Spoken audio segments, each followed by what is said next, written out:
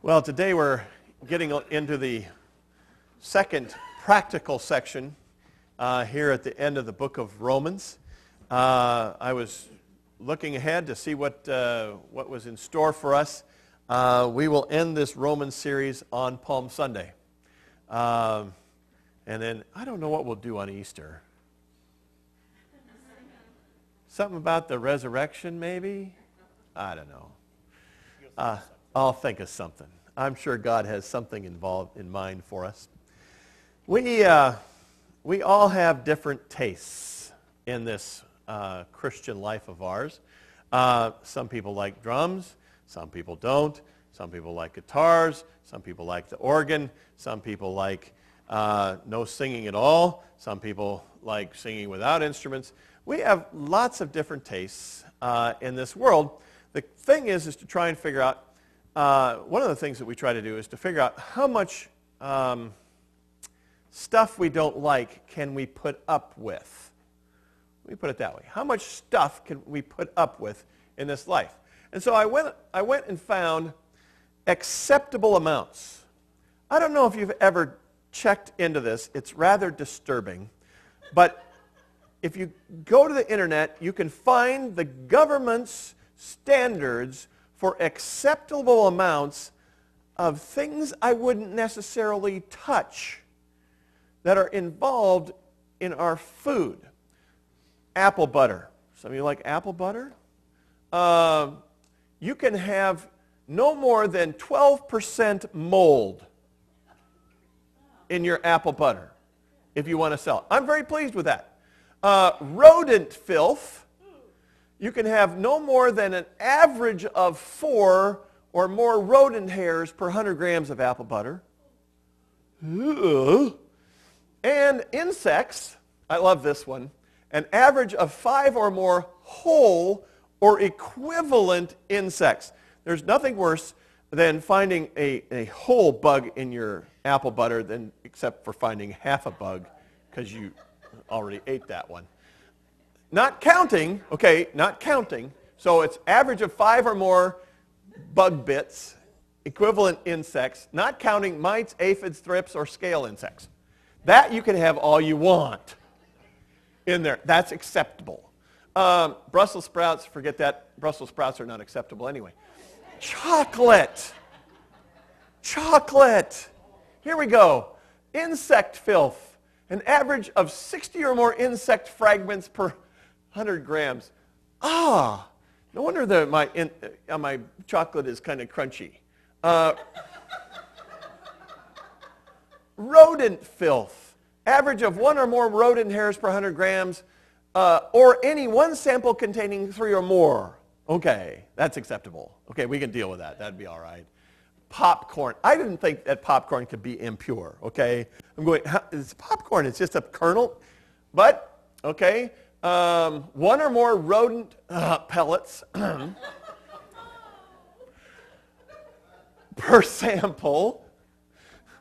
I'm going, how do they pop? I guess.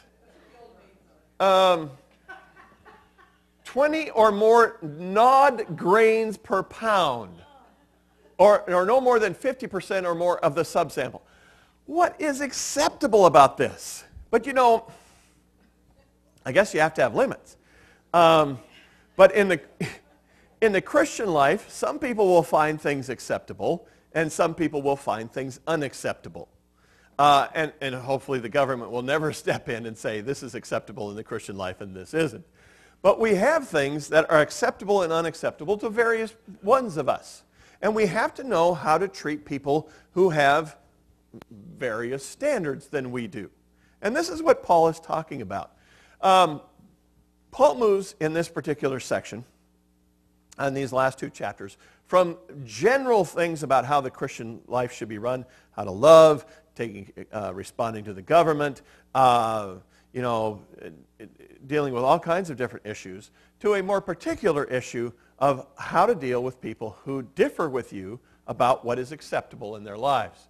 In the first 2 chapters, Paul touched quickly on a lot of different components of the gospel. I put up bullets up there because I thought some of you would relate to bullet components. But there are components to the gospel, and we need to know how to deal with those. But beginning in chapter 14, he tackles at length in 2 chapters one particular issue that must have been affecting the Roman church, and that is he rebukes Christians in Rome for standing in judgment over one another.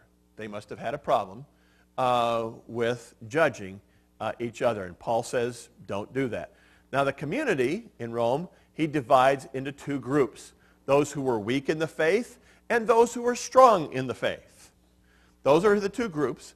I don't know why he chose these particular groups or particular names, but he did, and he says one is weak and one is strong. They criticize and condemn each other. Both the strong and the weak do this. And Paul insists that this judgmental attitude has to give way to some tolerance and to the mutual recognition that we are all servants of God and God loves each one of us. And so he says, accept one another just as Christ accepted you. I like this tolerant zebra and the intolerant zebra. We're going to put all those people over here and that's what we're going to do. But normally I don't like the word tolerant. I think we ought to be loving. But for the sake of this sermon, we're going to talk about tolerance. We have to accept one another, just as Christ has accepted you. The apostle leads us to this exhortation in 3 stages. The one that we're going to be talking about today, he reminds us all that we are God's servants and that he is going to judge us.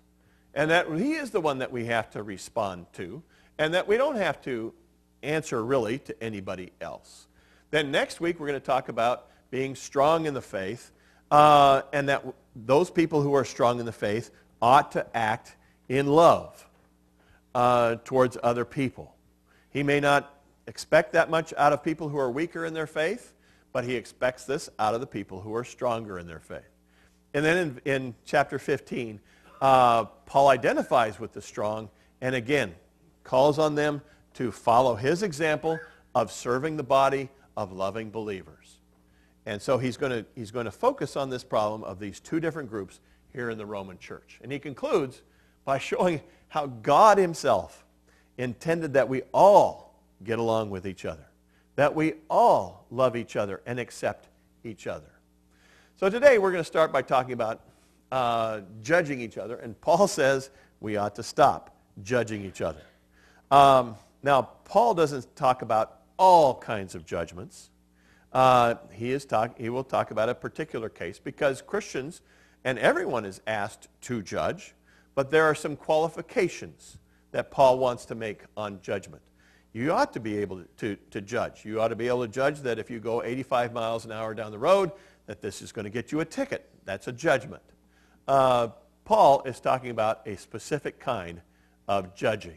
While Paul wants both groups in the church to accept each other, he is clearly more concerned about the attitude of the strong. And it's usually to the strong that he is talking to in these particular chapters. He says, accept those whose faith is weak.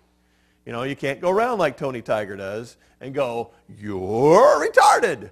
You know, did I do that right? Probably not.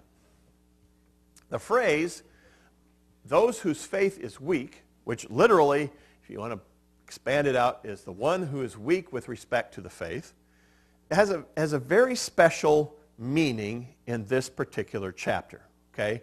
I don't think, there's a couple other places in the New Testament where he defines what weak is in this manner, but this is a particular case. A faith refers not directly to our belief in general, but to our convictions about what the faith allows us to do. Okay, Paul is going to say that both the faith of the strong and the weak is the same, but we have different convictions about what our faith allows us to act out. You know, so again, it's like one person's faith says you can have musical instruments. There are churches in this world who say, no, there are no musical instruments in this world. It's how our convictions, how our faith is worked out in how we behave. He is not saying that the weak don't understand who Jesus Christ is. He's not saying that the strong have the faith to move mountains and the weak don't. He is saying that some of us